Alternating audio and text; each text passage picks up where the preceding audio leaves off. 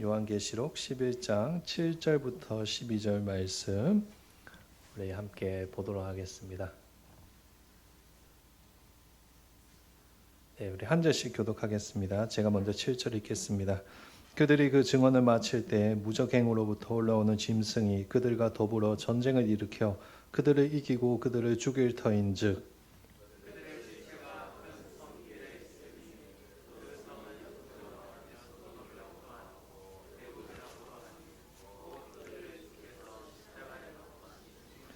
백성들과 족속과 방언과 나라 중에서 사람들이 그 시체를 사흘 반 동안을 보며 무덤에 장사하지 못하게 하리로다.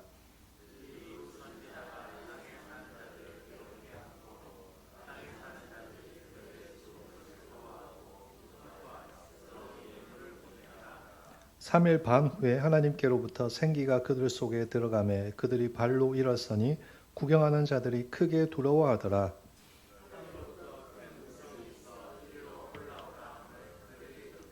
구름을 타고 하늘로 올라가니 그들의 원수들도 구경하더라. 아멘. 네, 오늘 오후에도 잘 오셨습니다. 이 시간 요한계시록 말씀을 통해서 우리가 하나님의 음성을 듣기를 간절히 소망합니다. 오늘 본문 7절에 보시면 이렇게 말씀을 시작하고 있습니다. 그들이 그 증언을 마칠 때 여기서 그들은 우리가 계속해서 살펴보는 것과 같이 하나님이 세우신 두 증인, 즉 교회를 의미합니다. 그리고 증언이란 당연히 하나님께서 교회에 맡겨주신 말씀을 의미합니다. 따라서 그들이 그 증언을 마칠 때는 언제인가 하면 교회가 말씀의 사명을 다하여서 예수님의 오시기 직전까지 말씀의 사명을 다하는 그 시간들을 의미하는 것이라고 할 수 있습니다. 우리가 생각하기에는 교회가 열심히 수고하며 말씀의 사명을 다했으면 이제 다음으로 예수님께서 재림하시고 우리가 그렇게 고대하고 기대하던 구원을 받아야 하지 않겠습니까? 그런데 오늘 본문은 교회가 말씀의 사명을 다했을 때 어떤 일이 일어나는가 하면 우리가 생각하던 것과 정반대의 일이 일어난다고, 무서운 일이 일어난다고 말하고 있습니다. 7절에 보시면 이렇게 기록하고 있죠. 무적행으로부터 올라오는 짐승이 그들과 더불어 전쟁을 일으켜 그들을 이기고 그들을 죽일 터인즉, 무적행으로부터 짐승이 올라와서 교회와 전쟁에서 승리하고 교회를 죽인다는 말을 하고 있습니다. 실제로 참 무서운 말씀일 수가 없습니다. 그렇다면 무적행으로부터 올라오는 이 짐승은 무엇을 가리키는 것일까요? 이것에 대해서는 여러 가지 해석들이 있습니다. 우리가 시간 관계상 그 해석들을 다 살펴볼 수는 없지만 크게 두 가지 해석이 가장 많이 받아들여지고 있습니다. 첫 번째는 이 짐승이 적 그리스도라는 해석이고, 두 번째는 이 짐승이 악한 세력이라는 해석입니다. 물론 이 두 해석 중에서 어느 것이 틀렸고 어느 것이 맞는지 우리는 다 알 수도 없고 함부로 단정 지을 수도 없습니다. 두 견해 모두가 성경에 근거한 바른 견해라고 저는 생각합니다. 그러나 제 개인적으로 이 두 해석 중에서도 그래도 두 번째 해석이 조금 더 괜찮지 않은가 저는 생각합니다. 일반적으로 성경에서 흔히 무적행은 다른 말로 심년, 끝없는 구덩이, 지옥으로 묘사되기도 합니다. 그런데 이 모든 장소가 동등하게 어떤 장소를 의미하는가 하면 사탄과 악한 영들의 거처, 본거지를 의미하는 것입니다. 따라서 무적행에서 짐승이 올라온다는 것은 사탄과 악한 영들이 거하는 곳에서 짐승이 올라온다는 그 말입니다. 그런데 이 짐승이 올라오는 것을 너무 압축해서 적 그리스도라고 한 존재로만 보기보다는 오히려 다양한 모습으로 등장할 악한 세력이라고 보는 것이 좀 더 낫지 않겠냐라고 저는 생각하는 것입니다. 때로는 적 그리스도와 같이 사악한 자의 모습으로, 또 때로는 로마와 같이 교회와 성도들을 대적하는 특정한 나라의 모습으로, 때로는 교회와 성도들을 아주 힘들게 하는 어떤 사회적인 시스템으로 나타나는 악의 세력이라고 생각하는 것입니다. 그런데 이 악한 세력들이 교회를 어떻게 하죠? 7절에 기록된 것과 같이 교회와 전쟁을 하고 승리하여 그들을 죽인다라고 기록하고 있습니다. 이것은 무슨 사건일까요? 예수님이 오시기 직전에 악한 세력과 교회 사이에 큰 전쟁이 일어나고 많은 그리스도인들과 교회가 죽는다는 그런 말일까요? 여기서 말하는 전쟁은 그런 물리적인 전쟁이 아닙니다. 우리가 살펴보는 것과 같이 요한계시록은 여러 가지 상징들과 이미지들로, 영적인 이미지들로 구성되어 있고 영적인 차원에서 이해하고 해석해야 되는 본문입니다. 따라서 7절의 전쟁은 종말의 때 사탄과 교회가 치르게 될 영적 전쟁을 물리적인 전쟁으로 회화하여서 표현한 것입니다. 즉 사탄의 진영과 그리스도의 진영 사이에 치열한 영적 전쟁이 있을 것이라는 것을 말하는 것입니다. 따라서 7절 말씀을 어떻게 해석할 수 있는가 하면 문자적 그대로 주님이 오시기 바로 직전에 세계 3차 대전이나 아니면 아주 큰 전쟁이 일어나서 교회가 다 죽어버린다는 그런 말을 하는 것이 아니라 교회가 예수님의 재림하시기 전까지 하나님의 말씀을 열심히 전하며 사명을 감당할 때 악한 세력이 그것을 가만히 보지 않고 자신의 모든 수단과 방법을 다 동원하여서 교회를 탄압하고 굴복시키려고 할 것을 의미하는 것입니다. 결국 7절은 우리에게 무엇을 말하고 있는가? 종말의 때가 되면 영적 전쟁이 필연적으로 일어날 수밖에 없다는 것입니다. 물론 여기서 말하는 종말의 때는 예수님이 오시기 바로 직전을 의미하는 것이 아닙니다. 우리가 계시록을 통해서 계속해서 살펴보는 것과 같이 종말이란 어느 때를 가리키는 것인가 하면 예수께서 승천하시고 다시 오시기 전까지의 모든 시간, 그러니까 AD 33년에 예수님께서 승천하셨으니까 AD 33년부터 지금까지, 그리고 앞으로 예수님 오시기 전까지의 이 모든 기간을 의미하는 것입니다. 그것이 더 확실한 것이 3절 말씀입니다. 3절에서 우리가 지난번에 1260일을 살펴보지 않았습니까? 기억이 나십니까? 이 1260일이 무엇이라고 말씀드렸습니까? 다니엘서의 말씀에 나온 것과 같이 종말적인 기간을 나타내는 숫자입니다. 이 기간 동안 교회가 하나님의 말씀을 맡아서 증언한다고 말씀 나누었습니다.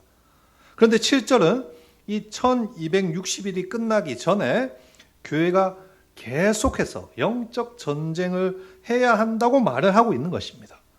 즉 종말의 때 예수님께서 승천하시고 다시 오시기 전까지 사탄과 악한 세력들이 우리를 가만히 놔두는 것이 아니라 계속해서 영적 전쟁이 일어날 것이라는 사실을 우리에게 알려주는 것입니다. 단순히 사탄과 교회의 영적 전쟁이 예수님이 오시기 바로 직전에만 있는 것이 아니라 이 영적 전투가 교회가 예언 사역을 감당하는 1260일 동안 줄곧 일어나는 현상이라는 것을 우리에게 말해주는 것입니다. 안타까운 것은 그러한 영적 전쟁으로 인해서 교회가 큰 피해를 당하고 순교를 당하기도 한다는 것입니다. 그것이 8절 말씀인데요. 우리 8절 말씀을 같이 한번 읽어보도록 하겠습니다. 그들의 시체가 큰 성길에 있으리니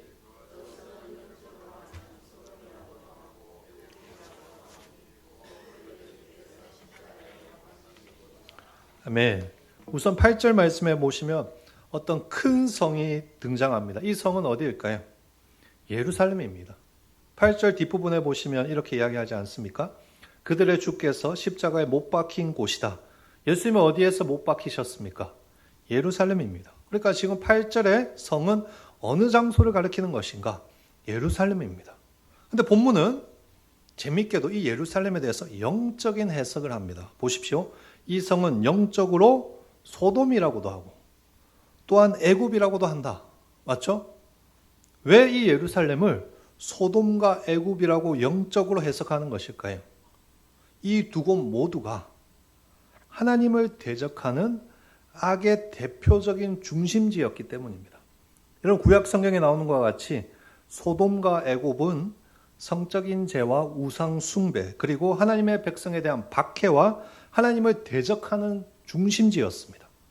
그런 점에서 이 큰 예루살렘은 큰 성 예루살렘은 문자 그대로 지금 이스라엘이 이스라엘에 있는 예루살렘을 의미하는 것이 아니라 사실 악이 가득하고 하나님 백성을 박해하고 괴롭히는 이 세상을 비유적으로 표현한 것입니다. 이 세상은 하나님이 아닌 악을 따라 사는 것도 모자라서 예수님을 어떻게 했죠? 십자가에 못 박았습니다. 그리고 이제는 예수님께서 세우신 교회까지 죽이고자 하는 것입니다. 8절 앞부분을 보실까요? 그들의 시체가 큰 성길에 있다라고 표현하지 않습니까? 이건 무슨 말인가 하면 극도의 수치를 당한다는 것입니다. 당시 이 편지를 받던 고대 로마에서는 죽고 나서 매장되지 못하는 것이 굉장히 큰 수치였습니다. 원칙적으로 시신을 길에 함부로 버리는 것이 금지되어 있던 곳입니다.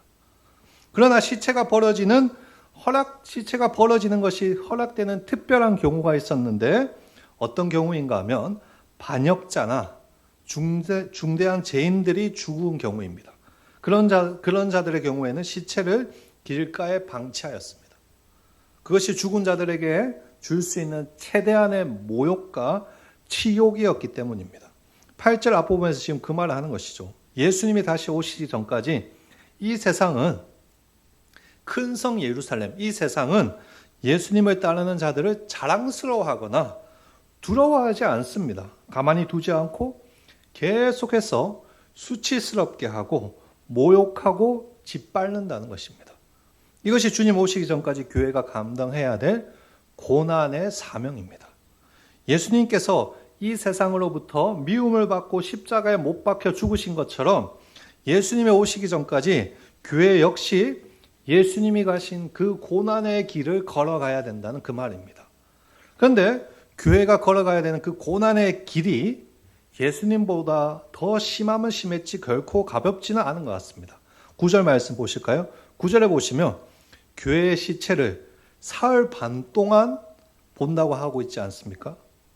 이 사흘 반이라는 표현에서 여러분은 자연스럽게 누가 생각나십니까? 예수님이 생각날 수밖에 없습니다. 예수님께서 죽으시고 사흘 반 동안 무덤에 계셨습니다. 그런데 9절은 이 두 증인의 시체를 무덤에조차 장사하지 못하게 할 것이라는 무서운 말을 하고 있습니다. 왜 이런 표현을 쓰는 것일까요? 이러한 파격적인 표현을 통해서 교회가 예수님의 발자취를 따라가기는 하되 오히려 더 심한 수치와 모욕을 당할 수 있다는 그 말을 하는 것입니다. 그렇다면 여러분, 교회가 도대체 뭘 잘못했길래 왜 세상이 이렇게 교회를 핍박하고 어렵게 하는 것일까요? 왜 이렇게 수치를 주고 교회를 죽이려고 하는 것일까요? 그 이유가 10절 말씀에 적혀 있습니다. 우리 10절 말씀 볼까요? 이렇게 기록하고 있습니다. 두 선지자가 땅에 사는 자들을 괴롭게 한 고로 땅에 사는 자들이 그들의 죽음을 즐거워하고 기뻐하여 서로 예물을 보내리라 하더라. 이 세상이 큰 성 예루살렘의 교회를 핍박하는 이유는 간단합니다. 교회가 땅에 사는 자들을 괴롭게 하였기 때문입니다. 이것은 교회가 하나님의 말씀을 선포할 때 그들의 죄악을 들추어내고 그들로 하여금 양심의 찔림을 받아 괴롭게 하였다는 그 말입니다. 실제로 그렇습니다. 하나님의 말씀은 절대로 믿지 않는 자들을 기쁘게 하고 행복하게 하지 않습니다. 그렇죠? 오히려 괴롭게 합니다. 하나님의 말씀이 바르게 선포될 때 그들의 죄가 드러나며 그들의 양심이 찔림을 받게 되는 것입니다. 하나님의 말씀을 듣고 돌아오면 좋겠지만 그렇지 않은 경우가 얼마나 많습니까? 그런 사람들에게는 하나님의 말씀을 선포하는 자들이 이 교회가 눈의 가시와 같을 수밖에 없는 것입니다. 그런데 그런 자들의 시체가 세상에 벌어져서 수치를 당하고 모욕을 당하니까 얼마나 통쾌하고 속 시원하겠습니까? 10절 뒷부분이 그 이야기를 하는 것이죠. 땅에 사는 자들이 보십시오. 그들의 죽음을 즐거워하고 기뻐하며 서로 예물을 보내리라 하더라. 자신들에게 죄를 지적하고 마치 인생의 걸림돌과 같이 순교당하고 감옥에 갇히고 핍박을 받으니까 그런 사람들이 즐거워하며 기뻐하는 것입니다. 이번에 저희가 하박국 부흥회 때 하박국 말씀할 때 살펴본 악인들의 특징 중에 하나가 이거 아닙니까? 의인들이 죽는 것을 보고 즐거워하며 기뻐합니다. 얼마나 기쁘면 거참 잘 되었다라고 서로 예물까지 보내고 있습니까, 여러분? 이것이 악인들이 의인들을 핍박한 후에 느끼는 감정입니다. 불쌍하다고 느끼지 않습니다, 여러분. 잘 죽었다. 꼴 좋다라고 이야기합니다. 근데 이게 끝이 아닙니다. 만약에 단순히 교회가 그렇게 핍박당하고 모욕당하는 것에서 끝나면 얼마나 우리의 인생이 불쌍하고 괴롭겠습니까? 그러나 그렇지 않습니다. 여러분, 그 고난 뒤에 놀라운 대반전의 복이 약속되어 있는 것입니다. 그것이 11절부터 12절 말씀인데요. 우리 같이 한번 읽어보도록 하겠습니다. 3일 반 후에 그들이 발로 일어서니 구경하는 자들이 크게 두려워하더라. 하늘로부터 큰 음성이 있어 이리로 올라오라 함을 그들이 듣고 구름을 타고 하늘로 올라가니 그들의 원수들도 구경하더라. 아멘. 11절부터 12절을 보시면 우리가 딱 보아도 알 수 있듯이 무엇에 관한 내용입니까? 부활에 관한 내용입니다. 부활. 큰 성 예루살렘에서 죽은 두 증인이 죽음의 자리에서 부활하고 하나님께 부르심을 받습니다. 그렇죠? 그래서 어떤 이들은 이 부분을 너무 단순하게 마지막 예수님 재림하실 때 부활받아서 후거를 받는다는 식으로 해석을 합니다. 그런데 그런 의미로 이 부분이 기록된 것은 아닙니다. 우리가 11절과 12절에서 말하는 것이 무엇인지 조금 더 자세하게 살펴보도록 하겠습니다. 먼저 11절부터 보시면 3일 반 후에 하나님의 생기가 죽은 자들에게 들어가 그들이 발로 일어난다고 말하고 있습니다. 여기서 생기가 들어간다는 표현이 어디서 등장하는 것 같지 않습니까? 구약 성경에 어디 등장하는 표현 아닙니까? 뭐라고요? 맞추시는 모양이 나중에 제가 또 상품 하나 보내드리겠습니다. 자, 손을 들고 한번. 네. 우리 집사님. 맞습니다. 에스겔서죠. 박수 한번 할까요? 네. 집사님 방송하시면서 집중력이 대단하시네요. 에스겔서 39장에 가시면 하나님께서 에스겔에게 무슨 환상을 보여주십니까? 마른 뼈 환상을 보여주십니다. 마른 뼈에 하나님의 무엇이 들어가죠? 생기가 들어가니까 그 뼈들이 살아서 큰 군대를 이루지 않습니까? 왜 하나님께서 에스겔에게 이런 환상을 보여주셨을까요? 이스라엘 백성이 마른 뼈처럼 절망적인 상태에 있을 때 하나님께서 그들을 다시 살리시고 회복시킬 것을 알려주시는 것입니다. 마찬가지로 지금 11절에서 하나님의 생기가 죽은 자들에게 들어간다는 것 역시 그런 의미입니다. 세상으로부터 핍박을 당하고 순교를 당하고 죽임을 당하더라도 하나님이 그런 교회를 다시 어떻게 하신다고요? 살리시고 회복시킬 것이라는 말씀을 하는 것입니다. 역사 가운데 교회가 심하게 핍박을 당하고 순교당해서 망해서 없어질 것 같지만 그렇지 않다는 것입니다. 하나님께서 교회를 다시 살리실 것이고 다시 회복시킬 것이라는 그 말을 하는 것입니다. 보통 신학교에 가면 교회사라는 것을 필수 과목으로 배웁니다. 교회사, 교회 역사에 관한 과목이죠. 초대교회부터 해서 현대교회까지 교회의 역사가 어떠했는지에 대해서 우리가 신학생들이 배웁니다. 왜 과거의 역사에 대해서 굳이 시간을 내서 배우는 것일까요? 여러 가지 이유가 있을 것입니다. 그런데 그 중에서도 중요한 것은 교회사를 통해서 하나님의 교회가 계속해서 세상과의 영적 전쟁 가운데 어떻게 살아남았고 하나님이 어떻게 교회를 살리시고 회복시키시는가를 확인할 수 있기 때문입니다. 즉 교회가 지금까지 치러온 영적 전쟁들을 통해서 교회에 끊임없이 생기를 불어넣어 주시고 일으켜 주시는 그 하나님을 만날 수 있기 때문에 교회사를 배우는 것입니다. 실제로 교회사에 보시면 영적 전쟁으로 인해서 교회가 어려웠던 순간들이 참 많이 있습니다. 사탄과 악한 세력은 교회를 가만히 두지 않고 여러 가지 모습으로 교회를 공격합니다. 하나님을 대적하는 나라가 등장해서 교회를 무너뜨리려 하기도 하고 또 반성경적 이념과 사상들이 등장해서 교회를 무너뜨리려고 할 때도 있습니다. 또한 북한과 같이 악독한 독재자가 등장해 교회를 멸절시키려고 하기도 하고 그럴듯한 시스템과 문화적인 침투를 통해서 교회를 어지럽고 혼란스럽게 합니다. 그러나 그 중에서도 하나님은 무엇을 하시는가? 다시 교회를 살리시고 회복시키시는 것입니다. 그래 이 교회가 핍박을 당하더라도 두려워할 필요가 없는 것입니다. 세상은 절대로 교회를 망하게 할 수 없는 것입니다. 잠시 일시적으로 교회가 망하고 기독교인들이 핍박을 당해서 없어지는 것 같이 보일지라도 하나님은 죽은 뼈에 생기를 넣어서 다시 살리시는 것처럼 다시 교회를 살리실 것이고 교회를 회복시켜 주실 것이라는 그 말을 11절에서 하고 있는 것입니다. 그러니 교회는 하나님의 그 회복의 약속을 믿고 세상을 두려워하는 것이 아니라 그 하나님의 회복의 약속을 믿고 담대히 하나님의 말씀을 끝까지 전해야 하는 것입니다. 그때 하나님께서 교회를 하나님의 백성으로 부르시고 반드시 구원해 주십니다. 그것이 12절 말씀입니다. 여러분 12절에 보시면 교회가 하나님의 부르심을 받아 그들이 구름을 타고 하늘로 올라간다라고 기록하고 있지 않습니까? 많은 분들이 이 구절을 근거로 후거라고 해석하는 경우가 많습니다. 사실 이 해석은 오해의 소지가 다분한 해석입니다. 여기서는 시간 관계상 제가 해석에 대해서 길게 설명드릴 수는 없고 제가 보고 있는 책 중에 총신 교수님, 지금은 총신 교수님 아니죠. 이필상 교수님이 쓰신 내가 속히 오리라라는 책이 있는데 이분이 우리나라 요한계시록에서는 거의 전통 넘버원인 것 같아요. 제가 생각했을 때 이분의 이 부분을 구름 가운데라고 해석하는 것이 적절하다라고 이야기하고 있습니다. 그러니까 구름을 타고 하늘로 올라간다는 말을 하는 것이 아니라 구름 가운데 하늘로 올라간다고 하는 것이 조금 더 정확한 해석이라고 할 수 있는 것이죠. 그렇다면 여러분, 구름 가운데 하늘로 올라가는 것에서 우리는 자연스럽게 누가 생각날 수밖에 없습니까? 예수님이죠. 첫 부활의 증인이신 예수님입니다.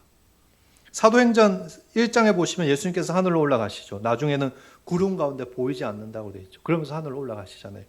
따라 12절에서 구름 가운데 하늘로 올라간다는 것은 예수님께서 십자가의 길을 통과하셔서 부활하셔서 영광 가운데 하나님 나라에 가신 것처럼 교회 역시 이 땅에서 고난의 길을 걸어갈 때 어렵고 힘들지만 끝내는 마지막 때 부활되어서 구원의 영광을 얻는다는 그 말을 하는 것입니다. 따라서 정리하자면 11절과 12절 말씀은 이단들이 이야기하듯이 마지막 때 교회가 부활하고 모든 성도가 후거된다는 그런 단순한 의미가 아니라 궁극적으로 무슨 말을 하는가 하면 하나님께서 역사 가운데 고난과 죽음의 어려움 가운데서 계속해서 교회를 살리시고 회복시켜 주시고 그리고 궁극적으로 마지막 때가 됐을 때 그들에게 약속된 구원을 주신다는 그 말을 하는 것입니다. 이것이 교회가 받은 두 가지 약속입니다. 첫째로 하나님께서 교회를 붙들고 계십니다. 절대로 이 세상이 교회를 핍박한다고 교회가 없어지지 않습니다. 하나님이 다시 살리시고 회복시켜 주시고 생기를 불어넣어 주십니다. 둘째로 고난 가운데서도 맡겨진 말씀의 사명을 잘 감당할 때 하나님은 예수 그리스도가 얻은 그 부활과 영광스러운 구원을 우리에게도 주신다는 것입니다. 따라서 이 말씀 앞에서 이제 교회가 어떻게 해야 됩니까? 세상의 핍박과 공격에도 두려워하지 말고 끝까지 담대하게 하나님의 말씀을 전해야 하는 것입니다. 죽더라도 그래도 하나님께서 다시 살리실 것을 믿고 하나님의 말씀을 전해야 하는 것입니다. 우리나라의 역사만 봐도 그런 대단한 믿음의 선배들이 있지 않습니까? 왜 주기철 목사 같은 우리 신앙의 선배들께서 일제와 공산주의의 핍박과 공격 속에서도 목숨 걸고 하나님의 말씀을 전했습니까? 하나님의 손안에 교회가 있다는 것을 알고 있었기 때문입니다. 세상은 교회를 완전히 죽일 수 없으며 하나님께서 교회를 다시 살리실 것이고 회복시키실 것이고 그렇게 믿음의 길을 걸어갈 때 구원받을 것을 그들은 믿었기 때문입니다. 안타까운 것은 오늘날 많은 한국교회가 그러한 담대함을 잃어버렸다는 것입니다. 얼마나 세상을 두려워하는지 모릅니다. 하나님의 말씀을 제대로 전하지 못하고 눈치를 보고 사람들의 마음을 불편하게 하는 것은 회피합니다. 사람들에게 감동 주고 사람들의 마음을 편하게 하는 그런 말씀만 전하고자 하죠. 그러면 안 됩니다, 여러분. 거짓 선지자들처럼 평안하다라고 말만 하다가 심판을 당하면 그때서야 후회하면 무슨 소용이 있겠습니까? 필요할 때는 하나님의 말씀에 근거해서 이 세상의 잘못된 죄와 문화들에 대해서 우리가 바르게 공부하고 지적하고 하나님의 말씀대로 살도록 가르쳐야 되는 것입니다. 그것이 마지막 때 하나님이 찾으시는 교회입니다. 저는 우리 하늘교회가 그런 교회가 되기를 진심으로 소망합니다.